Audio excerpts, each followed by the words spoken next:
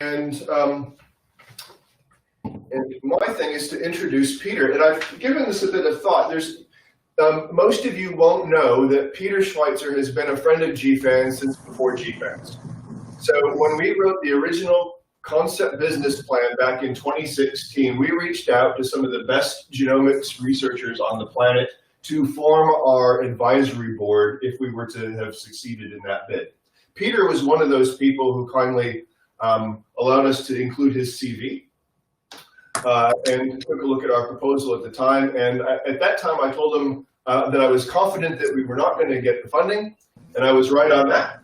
And that I wouldn't be asking him to do anything, and clearly that's a lie. Here he is today. But after we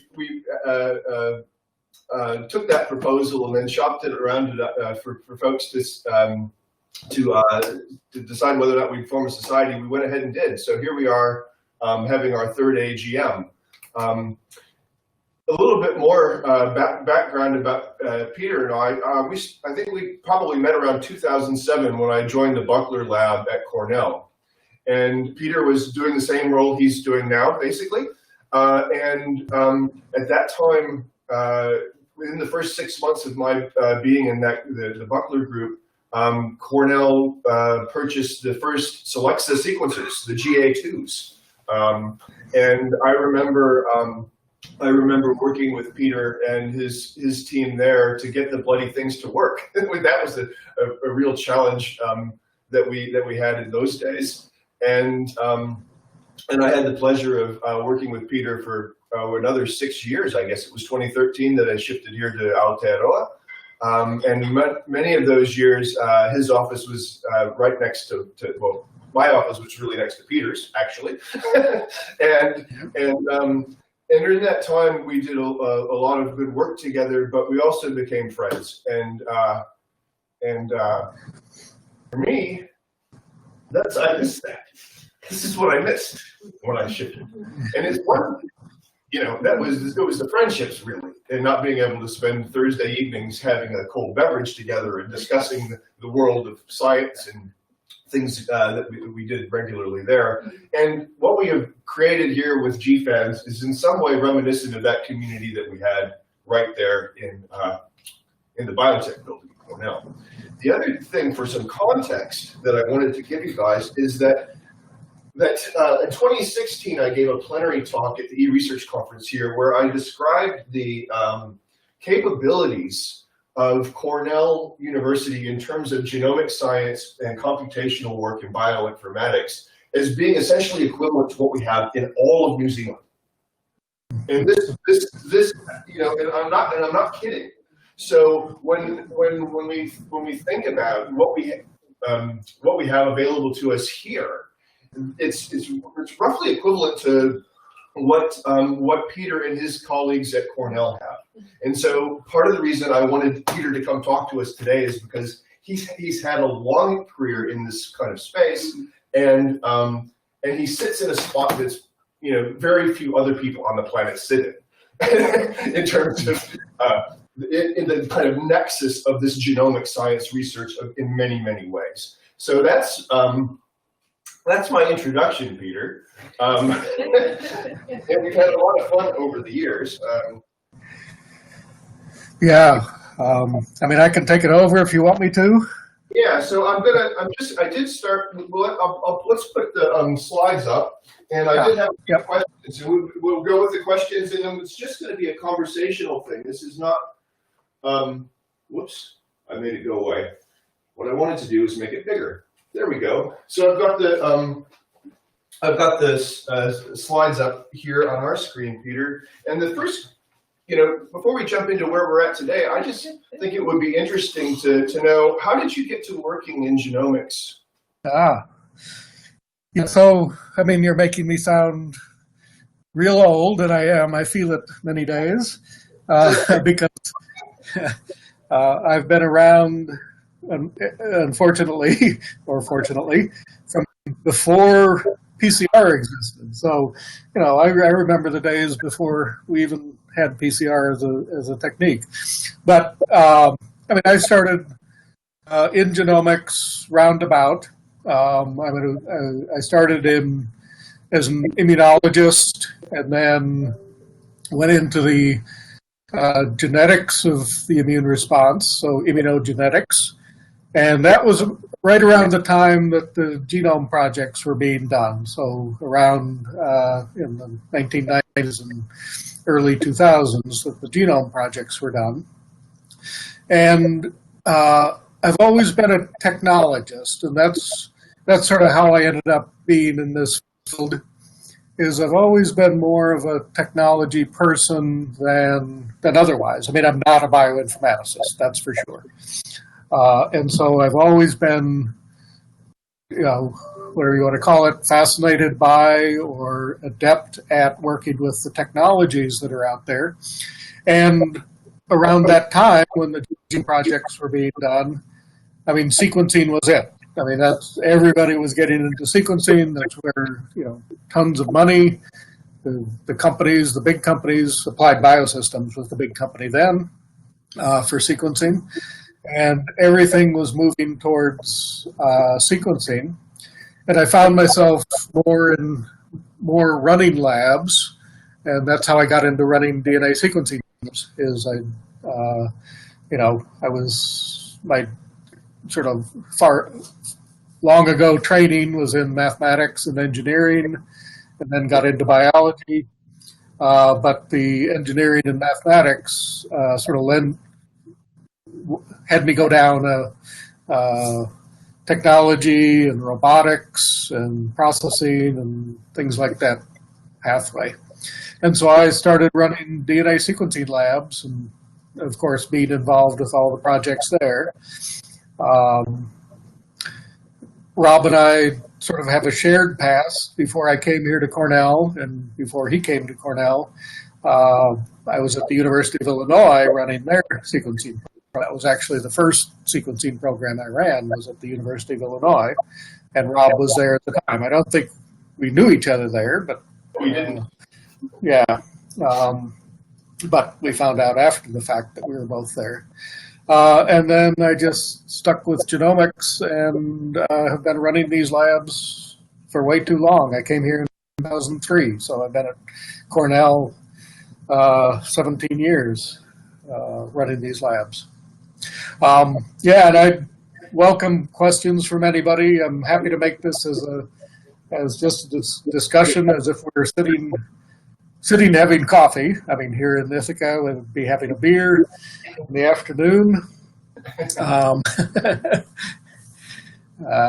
But I'm happy to talk about anything that you want to talk about. And I threw up my first slide. Rob asked me to sort of do some reflections, and I realized that I really shouldn't do that because, as I said, it takes me back to the pre-PCR days, sort of the dark ages.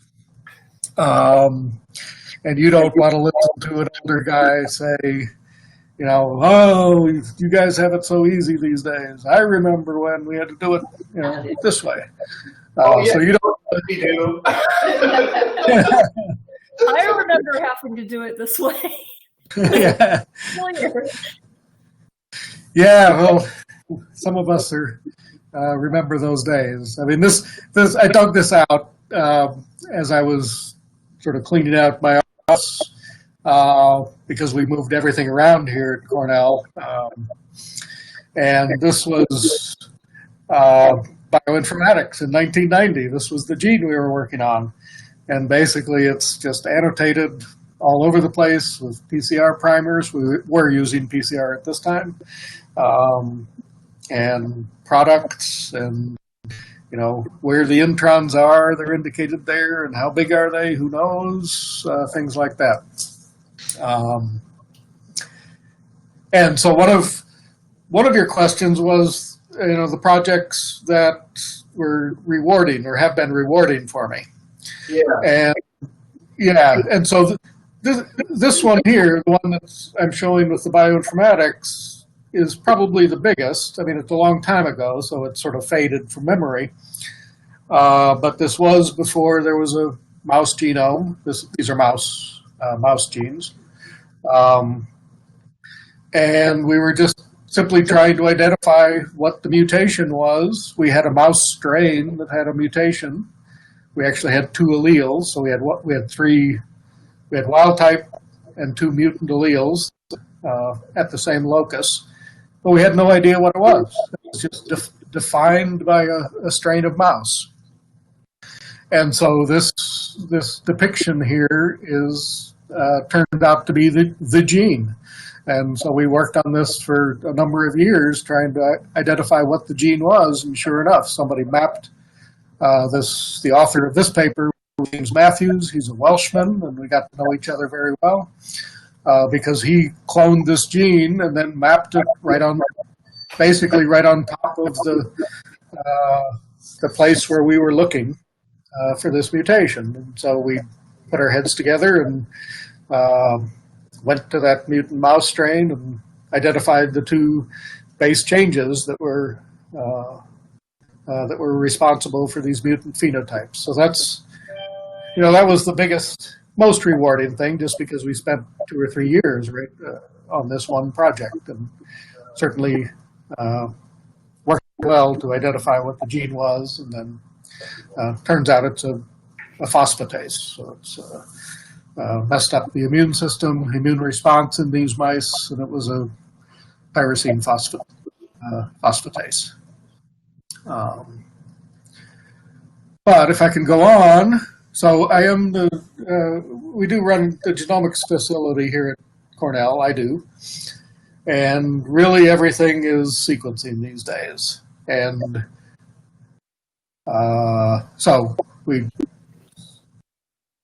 I can fly through these pretty quickly. I mean, most of you do Sanger sequencing, maybe. We still maintain a huge Sanger sequencing operation, and it's still the gold standard. And people have predicted this will go away at some point, but it's still a very important operation for us and for everybody everywhere. Let's see where I put this. But the big sequencers are Luminous Sequencers, of course. And we have 7 of them. We have three NextSeqs, 3 MySeqs, and then we just started running, not their biggest sequencer, but it's a NextSeq 2000. So it's this is sort of a higher output instrument than our NextSeqs, but it's not the biggest one Illumina has, and we can talk about that later. Now this slide. So Peter, yeah. Just interrupt. I was remembering when we started with the GA2s, but back in those days, yeah, we had to wait for enough samples to run the thing. Yeah. Like you were in a queue waiting for people to get their sequencing ready so that we could run them. Now, is that a problem today? Generally, no. Almost, well, all 3 of these sequencers are single sample, single pool runs. There aren't really lanes anymore. Okay. The biggest sequencer that Illumina has, the NovaSeq, which is actually too big for us, that you can run into the same problem, that it has multiple lanes, and so if you only want one lane, we got to wait for somebody else to run the other one. Okay. But these days, all of the sensors we have, it's just one sample or one sample pool that's run at a time. Now, we do run into problems, and this is maybe getting ahead of myself, and it's sort of a tangent, but one of the real challenges these days is small sets of data. So we have a lot of people who try to simply collect their work, a million reads, a couple of million reads. They're just testing out some protocol. They don't want to spend thousands of dollars on a full run. They just want us to do what we call a spike in. So we will, let's say we have a big run of somebody's samples. Usually they're our own, so we can control what goes in there. And then we'll put in maybe 1% of somebody else's sample. And so then we can collect 1% of that run as this little test sample. That turns out to create a lot of problems because we've got to make sure the barcodes don't interfere with each other. Yeah. There are a lot of other factors like the physical size of the library can really mess things up. And so it still is a bit of a challenge when we try to do these mixing experiments, just to try to help people out. And we do try to do that. I mean, one of the real advantages of having a core facility like mine on campus is we work with people to do these sort of specialized things. It's actually one of my last slide, I think, or my next to last slide talks about commoditization, and I could jump to that right now. I might as well. I mean, we're going to be jumping around all over the place. I'm happy to talk about whatever you want to talk about. But it's been predicted to happen to Sanger. I mean, nobody believes that we still run Sanger because there are companies out there. You know, there are places where you can send them. And so they've been predicting Sanger would be, you know, shut down in core facilities all over the country. And many have, but we've been big enough to survive. And the same thing is happening to Luminous sequencing now. So we cannot compete with some of these big sequencing operations like BGI in China, even though they have places all over the world. They have a U.S. facility now. And many other groups. NovaGene is a big one. A lot of people send their things to NovaGene. And so we're sort of dealing with commoditization of these services. But there's still a huge value for having these right here on campus. We can do specialized things. These big sequencing houses don't like to do specialized things. And we definitely have a lot of people who sort of try to break the system or try to come up with custom things. And then the other thing we can do is we have fast turnaround. I mean, I routinely have people showing up. I just got one about 10 minutes ago saying, I need some data real fast for a grant. You know, how can I get this done? You know, and I say, okay, get it to us and we can get you the data next week. You know, so there's we are dealing with this commoditization of sequencing, but there's always going to be a value for having a local facility like mine. And I think I queued up the wrong presentation. I think I had a second. Yeah, I think I missed it. Okay, I put up the wrong one. I added one slide, but I could describe to you what it looks like. Sounds good.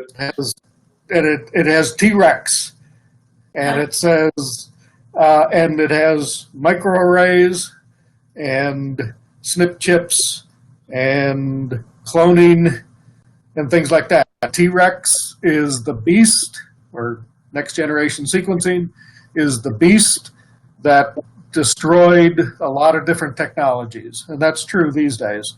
I mean, the Luminous scene has really put a lot of technologies out of business. Very few people do microarrays these days. You know, SNP chips are going out the window, although they're very valuable in some cases. And few people do cloning these days. And that's, I'll skip that obligatory slide. But, I mean, you know this, everybody knows this. You know, sequencing is so cheap that you can do amazing things with it, and it can do almost anything. You know, you can figure out how to do, these are just things from Illumina, and they have these posters that you can download and print if you want to, but they have all the different types of things you can do with their sequencers. One is RNA, the other is DNA, and it's just all the different types of library preps that people have come up with to utilize sequencing for, you know, whatever they want to do. And I think I have a slide here, all the amazing things that are being done, and some of them are really incredible. We have people who are interrogating structures of RNA by sequencing, by interrogating what residues are close to each other, and everything you can imagine. Of course, the big ones are genomes and SNP genotyping and metagenomics. And then, sorry, I'm going to jump around here a little bit to get back to one of your questions, Rob. The rewarding things. I described the one that was from 20 years ago. But these days, the most rewarding are, two big projects we're working on, two real big projects we're working on. And the one on the bottom, should look familiar to Rob. This is from Ed Buckler's lab, and this is genotyping for food crops. That's, of course, maize and sorghum and wheat and rice and all sorts of things. It's funded by the Gates Foundation. And it's really high throughput genotyping for all these different crops. And that's definitely rewarding in the sense that we know we're doing things for the greater good. We're not so tightly associated with this as we are the one on the top. The one on the top is VitusGen, and this one this is a real rewarding project, and it's wine grapes, and actually it's moved into table grapes also. But this is a big project here. It's involving many vintners in the States. We have people from California, from Gallo Wineries is on this project, Montana, North Dakota, Missouri, and tons in New York. And really it's breeding to improve the grape cultivars. And if you don't mind, I'll go off on a little tangent as to why it's so rewarding. So it's really rewarding because for this big project, they've actually involved us in a lot of the advisory board meetings and meetings that they have. And it's really interesting. In a nutshell, so all the European varieties, which probably are there in Australia and New Zealand too, the Chardonnays, the Cabernets, the things like that, are very susceptible to, the big one is powdery mildew. So powdery mildew is a fungus that grows on these wine grapes and causes the vintners to spend fortunes in fungicides and treating all their vines. Now, the interesting thing is that the American varieties, North American varieties, the Catawba, the Niagara, Concord, grew up with powdery mildew, and so they have resistance to it. So but those varieties make lousy wine. They make grape juice, basically. So what this project is doing is crossing a lot of these beneficial traits from the North American varieties into the European Vitus, and then obviously selecting for the powdery mildew resistance and all sorts of other beneficial traits like that. Powdery mildew is the big one. Now, the one reason this is particularly rewarding for us to sit in on those advisory panels and things like that is it's funny. They're doing this, but the vintners are actually, they're behind this 100%, but they're really concerned because if they cross the American varieties with the Chardonnays and come up with a great crop that produces something that's identical to Chardonnay, they still can't market it as a Chardonnay. So they have a marketing problem. They can't call it Chardonnay. So they've got to give it a new name, and they say, we may not be able to sell this because nobody will, even though it's a better wine grape for growing and it cuts down on all the fungicide they have to use, they have a marketing problem. So it's really been interesting to listen to the vintners, deal with the marketing issues, even though the science is proceeding to develop those varieties. All right, I'm off that tangent. That's really Yeah, it's really fun to watch and listen to those guys. The Ernest and Julio Gallo are behind this 100%, but they're concerned about marketing. What do they call it? Anyway, so I can stop and see if anybody wants to chime in. I could go on and talk about some of the technologies we're using. So I guess one of the questions that I had written here for us, Peter, is what were some of the game-changing technologies? I mean, you've already touched on Illumina, which is probably maybe is the biggest one, but over time, the other ones. Yeah, it is the biggest. I mean, Illumina is just. I mean, it's the gorilla in the room. Although BGI has a competing sequencer, although we can't get it here in the States because of patent issues.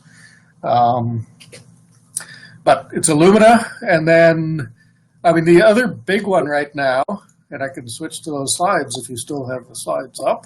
Yep.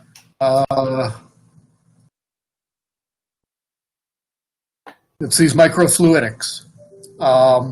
This is a huge game changer that we're experiencing right now. And we use it, we got exposure to it early on with digital PCR. So this Biorad system uses these microfluidic chambers, and you create these sub-nanoliter droplets. But this is an enormous field right now. As we go sequencing from bulk RNA-seq, where you just grind up an entire tissue and look at RNA expression profiles, you can do separations by FACS, but now this is the growth area. Now we can do single-cell RNA-seq, and that's been enabled by the microfluidic technologies, and this is the one we use, and this is the second gorilla company in the room, Genomics, which is dominating the market for this. And I just started 8 samples earlier today for this. And basically, what you can do is, I apologize if you all know this, because it's a hot technology right now.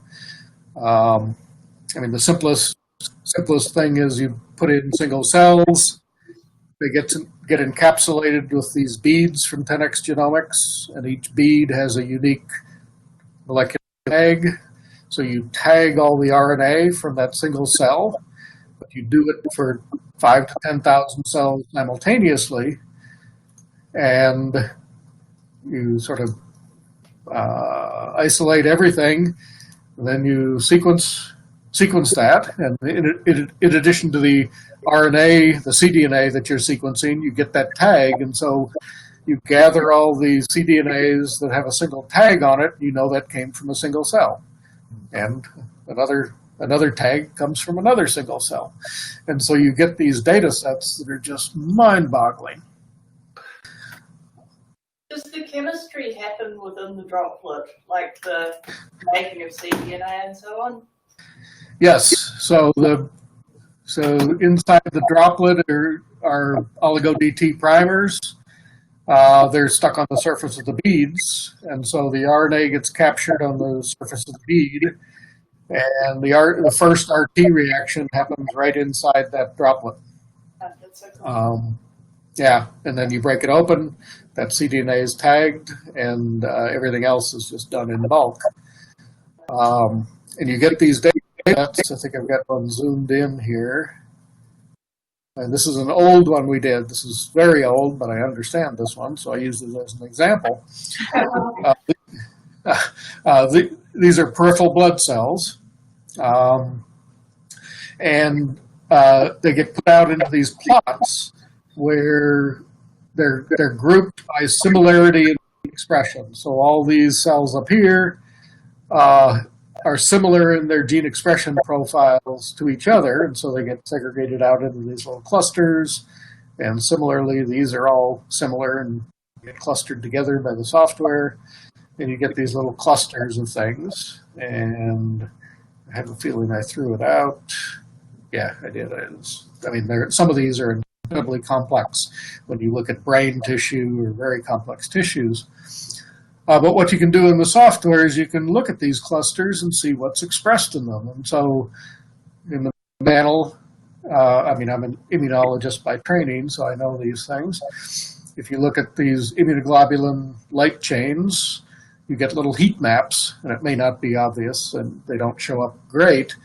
But these populations up here are showing up in the heat maps, and so these cells are the B cells, the antibody-producing cells, and the other ones aren't. And then you can use little populations like this little subcluster right down here, and you can say, well, what genes are expressed in that one? And sure enough, one of the top genes expressed there is this alpha heavy chain, and that tells us that that little subcluster of cells down there is a subpopulation of B cells that are committed to making a certain isotype of antibody, IgA, involved in mucosal immunity. So we're doing many, many dozens of these single cell experiments using this 10x genomics pipeline. The most common is gene expression, like this one. Just skip that for now. But they also have kits to do, instead of just looking at RNA levels in the cells, we can do ATAC libraries, which are accessible to ATAC, what's the acronym? Accessible something for chromatin. It assesses open chromatin, and it has to do with where the transposon goes in these open chromatin sites. And this is more directly reflective of active gene transcription rather than looking at static mRNA in those cells.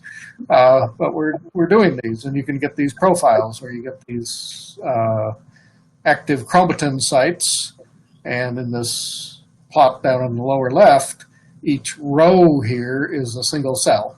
So we're looking at hundreds of cells simultaneously, but all these have these same active or chromatin sites.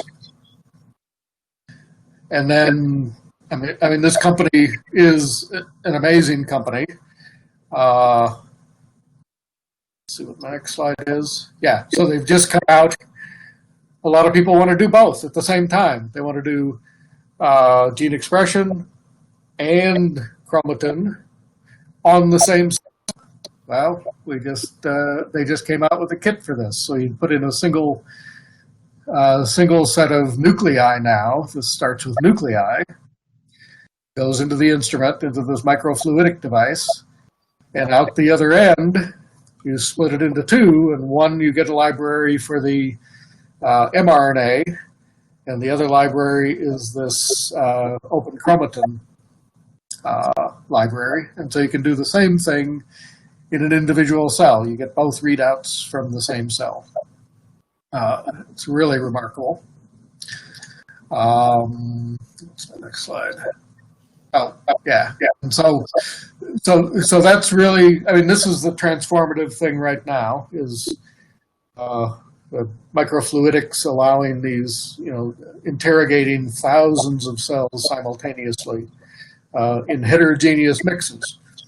I mean, you no longer have to do flow cytometry if you don't want to. Just put your cells into this thing, and you can pull out cells based on their gene expression profile. And actually, the slide I skipped was there's a group at the New York Genome Center and NYU who's developed something called CiteSeq, and there are several other versions of this. But you can actually also add into this system, this microfluidic system, antibodies. So if you want to also look at the cell surface proteins on these cells that you put into the 10x Genomics instrument, you stain them with an antibody like you would for FACS, although instead of a fluorochrome stuck on the side of it, this now has a little oligo on there, which identifies it as what that antibody is. It's either anti-CD4, CD8, whatever you want, CD3, and you'll get that information out of these single cell experiments. So not only can you look at RNA, the open chromatin state, but you can also look at proteins on the cell surface and figure out what proteins are on the cell surface of that cell that you put into the system. So it's phenomenally multi-dimensional experiments. Now, the problem is they're very expensive. Each of these libraries costs minimum of $1,500 up to $2,500, $3,000. So many experiments, and I think I put this on my last slide. Just the expense of doing these things, it's sort of embarrassing. I mean, one experiment can be, is the equivalent of what a technician's salary would be for 6 months or even maybe a year. People are routinely spending $30,000, $20,000 or $30,000 on these experiments. But the amount of data and the types of things you can do with these are just phenomenal. And then the new frontier, which is people are starting to use this. It's actually the same company, 10x Genomics. They're now, and there are several other companies that do something similar, but they are now. This is a real game changer too. Spatial transcriptomics. Instead of doing single cell suspensions or nuclei where you have to dissociate tissues or get your cells somehow, now they're moving to using tissue sections, and this is going to be incredibly valuable for the clinical markets. But these are microscope slides, and on the surface of that microscope slides are now oligos that you place your tissue section down on the surface, and it captures all the mRNA in those individual positions. And so you can recreate, in this example, it's one of 10x's examples, it's a spinal cord. You can look at gene expression patterns spatially across that spinal cord and look at different genes. I mean, you capture basically all the RNA that's in that position, and then you can map it back to where they are in those tissues. And there are ways to try to do this not using these expensive things. I don't think I'll talk about that in the interest of time. I guess let me back up a little bit just to get back to cover a couple of things I wanted to talk about. These single cell experiments are just mind-boggling, and we're doing many dozens of them per week. But they are very expensive. I guess I wanted to just say a few words about the future. We've been dabbling for a few years in Oxford nanopore. So has anybody in this room or on this call tried Oxford nanopore? Yep. I work with Okay. bacteria. Good. it's a remarkable technology, and they've made tremendous strides in the past couple of years. I mean, tremendous improvements in these nanopores that they're using. And this is, the type of thing we see, and we've been using it mostly for genomes. Of course, it has other applications, but it's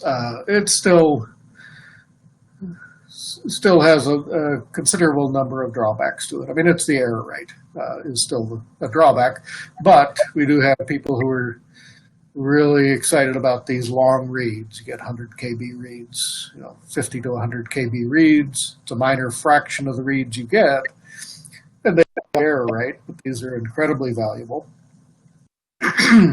But the one thing that is coming back, and also I don't know if anybody there has used PacBio. Yep. Yep, good.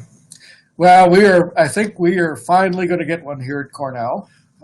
We've resisted it for years, which is actually a shame because the technology was invented here at Cornell, but then sold to PacBio, and so we lost all rights to this sequencing technology. But this is really attractive these days. I mean, they have made tremendous improvements in their circular consensus sequence insert size, and the fact that they can, so many of you I'm sure know this, for PacBio you can go around and around the circle doing their sequencing. It's a fairly high error rate on a single pass, but if you go around the circle, you can get a very high fidelity hi-fi. That's what we call it these days, even though it's exactly the same as the CCS that they used to have, circular consensus sequencing. Very high or very low error rate after this consensus sequencing. And then another thing they've done is they've had tremendous improvements in the input DNA that is needed to make these libraries. So it's lower and lower these days than it used to be. Yeah, one of the funny things about these single molecule sequencers is people come to us and they say, "Wow, it's a single molecule sequencer. I've got, a femtogram of my DNA. Can't you sequence it? I've got DNA." And it's like, no, you've got to start that library prep. It used to be with micrograms, even though it ends up being single molecule sequencing. But they made tremendous strides. It's down in the nanogram ranges these days for making these library preps. And I think we're finally going to get one here at Cornell. We've been on the fence, all along because, early on there were issues with it. And even recently, we've been on the fence, partly because the commoditization. We weren't sure we could support one of these instruments, and as long as we can get, people can go outside, they can go to companies to get this done, they can go to other institutions to get this done. And so for a long time, we resisted it just because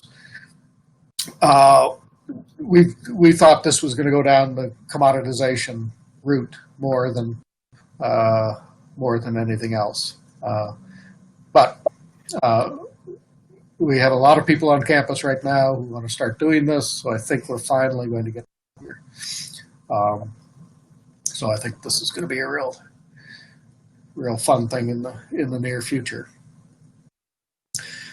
And I know I've you for almost an hour. So, Peter. I can get to my last slide, which is just some random thoughts, which I forget what they are, but if we look at them.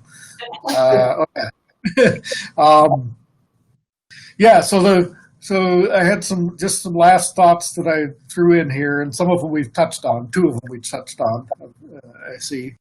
There really are these two companies that are dominating the market right now, Illumina and 10x Genomics. And the costs are just mind-boggling. Many of you probably know this. The biggest run on Illumina's big sequencer that we don't even have here because it's too big for us When it first came out, it was about $35,000 for a single run. They've now dropped that, so it's about $20,000 to $25,000, but that's still a considerable amount of money to spend for a single run. I mean, the output from that is just, I forget what it is, terabases. It's ridiculous.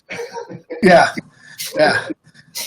But as a core facility, and the fact that we take the risk of failed runs and things like that, the idea of setting up a run for $35,000 or $25,000 now and have it run or have it fail because somebody made a pipetting mistake, we just can't do that. And then commoditization, we're seeing more and more of this competition from outside, but there will always be a value in having these local technology facilities. And one of them is this Top Point. And I have one example here. I mean, one of the real values of my group, and me and my group, is we get to see all the projects out there. And so, this is happening right now. We have a lot of people interested in mitochondrial genetics and mutations in mitochondrial genes, and the effects of those on metabolism.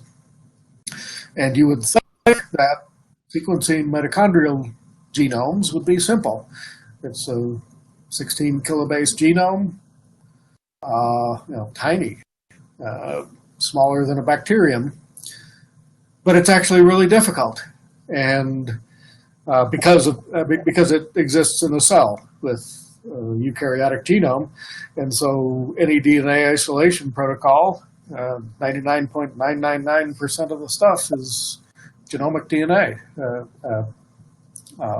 chromosomal. Nuclear chromosomal DNA, and so getting the mitochondrial genome out of that is not trivial. But what we have here, I see these projects, and so when I've had two in the last couple of weeks contact me about they want to do some mitochondrial genomes. Well, I say, I don't know what's the best way to do it, but I know one person on campus who's been doing this for several years, and they're the experts. So go talk to Zhenglong Gu. He knows what he's doing. So that's really one of the values of these central facilities like mine. And if I have somebody coming to me who wants to do a, canine exome, I can say, well, we haven't done many, but I know somebody who has. So go talk to them. So mitochondrial genomes are actually very difficult, but I know the guy to send people to. And, turns out the easiest way is to have amplicons. If you're dealing with a standard, human mitochondrion, is to split that up into amplicons and amplify it and then sequence it. So you amplify it away from all the genomic DNA. So, Peter, I just want to touch back on the last point here, and I think one of the key advantages in terms of for researchers doing, especially in doing non-standard things, like the work that we did in developing GBS with you.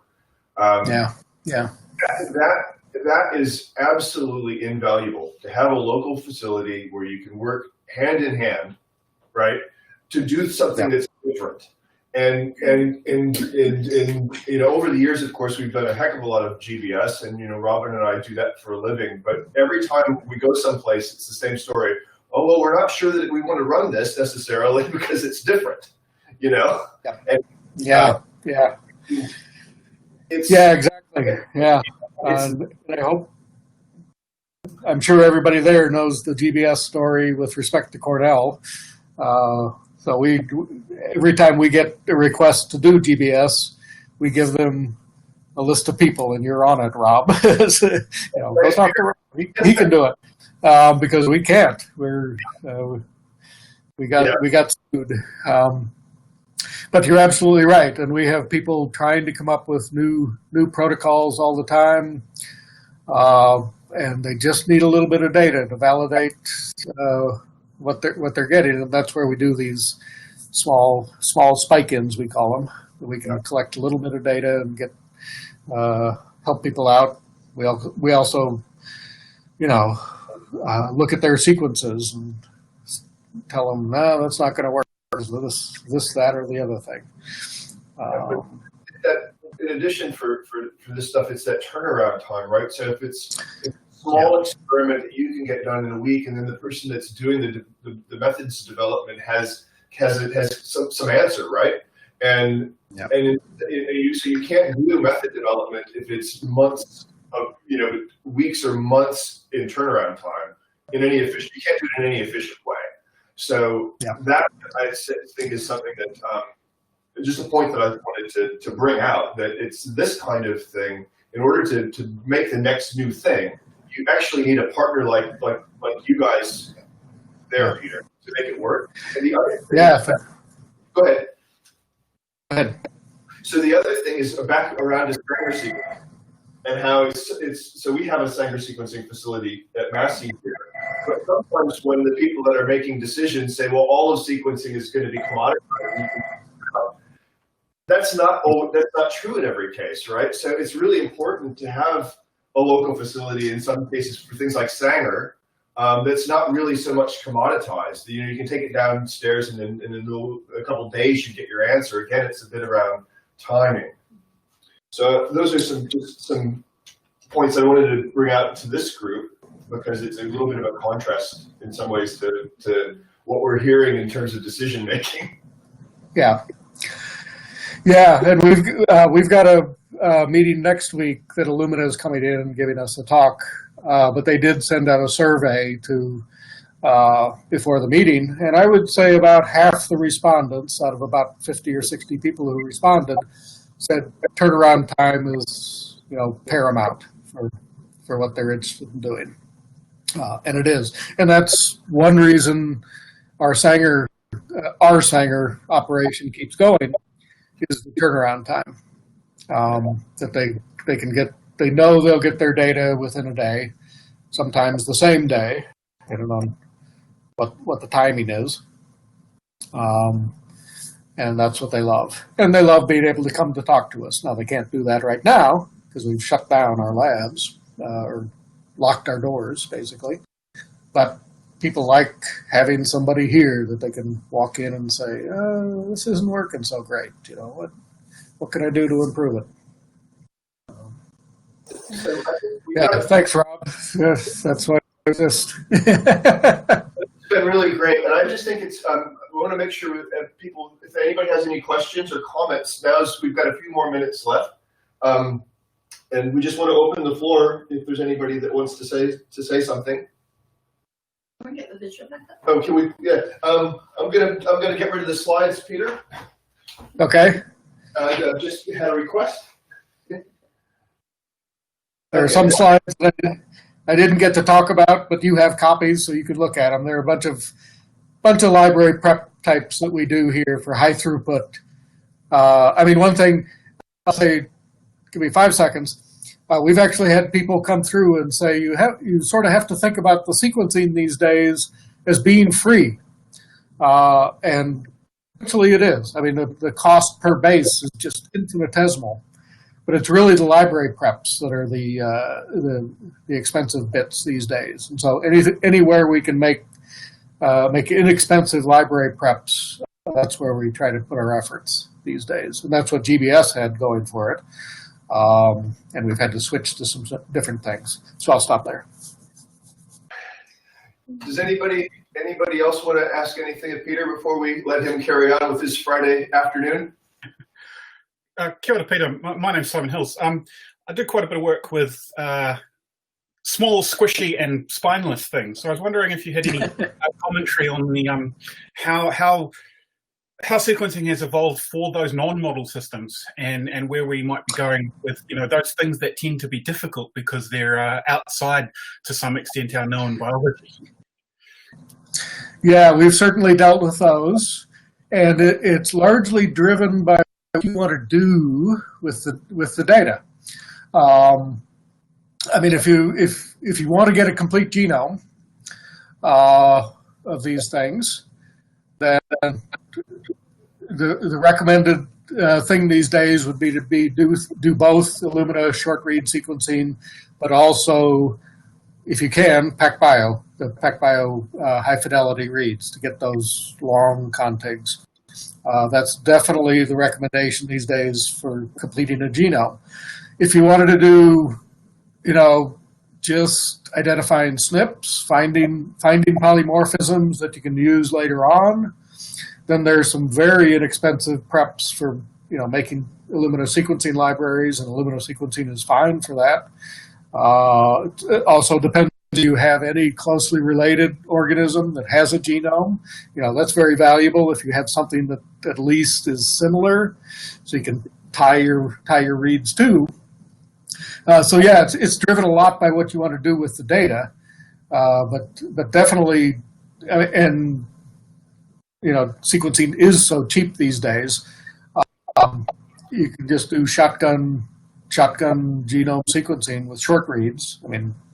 And identify a lot of things out of that. But genomes, definitely PacBio is the way to go these days. It depends on the genome also. Simple genomes, you don't need it. But if you have any repetitive elements or duplications, you're going to need PacBio to figure those out. What kind of squishy things? Oh, my mollusks mostly. So it's interesting. Just my observation of the system seems to be that your library preparation kits and so on and so forth seem to be more agnostic than the old DNA extraction kits, for instance. So you have that situation where your kits were often developed for vertebrate systems, largely mammalian, and you'd try to throw something like a mollusk at them, and the mucopolysaccharides would just cause massive problems. You don't have quite that same specificity of the development pipeline to a particular organism set with the library prep kits, but there's still a little bit of, particularly as you say, when talking with the big companies that want to keep things quite standardized, when you're trying to explore how a very non-standard genome might be operating, it can Yeah, we've run into that problem, Simon. We had some algal samples, algae, which just would not make libraries with some of the standard preps. They just wouldn't work, and we just couldn't figure it out. Luckily, we just tried a couple of different companies that had different strategies, of course, for getting their libraries done, and one did work. But yeah, it can be a real problem with some of these odd organisms. Yeah. And plants, of course, have the same problems with phenolics and things like that.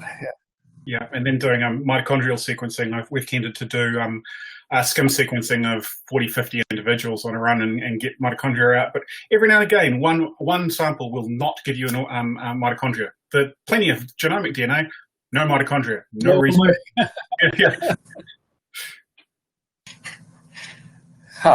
Yeah.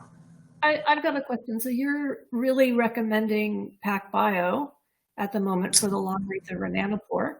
What's the reason for that? Just the reproducible high fidelity that you can get off those long reads. Nanopore, it can work. It's much more, you can only get 2 passes basically on the nanopore. It's a single. We basically use it as a scaffold. We don't trust the underlying it worth anything. Yep. And it is, and nanopore is definitely much more accessible to people. It's cheap, relatively cheap. You can get the little MinION for free, basically, if you work it right. We've just had, certainly nanopore is more bioinformatically intense, or whatever you want to call it, dealing with the error rates and things like that. As PacBio is improved, it's just becoming. This is my opinion. I mean, I don't take that as gospel. I mean, it seems like everybody here is wanting to go down the PacBio route. Now, having said that, we have a lot of people on campus doing MinION runs, and we do them ourselves for people. And they're happy with them, but those same groups are anxious for us to get a PacBio here. What's the relative cost? Like how much, I don't know how big your mollusks are, Simon, but if you just wanted to get a few long reads to help out, what would the relative cost be? Well, the problem when you think mollusca is you're thinking of very, very, 500 million years worth of evolution and very diverse genome sizes. So it's kind of depends where in the mollusc tree you want to go at the minute. And so far, I think there are maybe 2 or 3 published, another 5 or 6 on the pipe. So there's just not a lot of comparator data out there at the minute. So it's kind of depends where you want to start. But I'm just have been looking at one option in which the genome is somewhere between 2 and 3 gigabases, I think. So, not crazy big. Yeah. A little bit of repetition as I understand it, but or potentially compared to its the thing that's relatively close to it that's been sequenced already, but it's probably won't be too bad. I mean, the general cost difference, I mean, a MinION run is, $800, $900, something like that. I mean, the PacBio is up in the thousands of dollars, maybe $5,000 to $6,000. But I think the quality of what you get for 5 times as much cost has people going to PacBio. Yeah. How long does it take a PacBio run?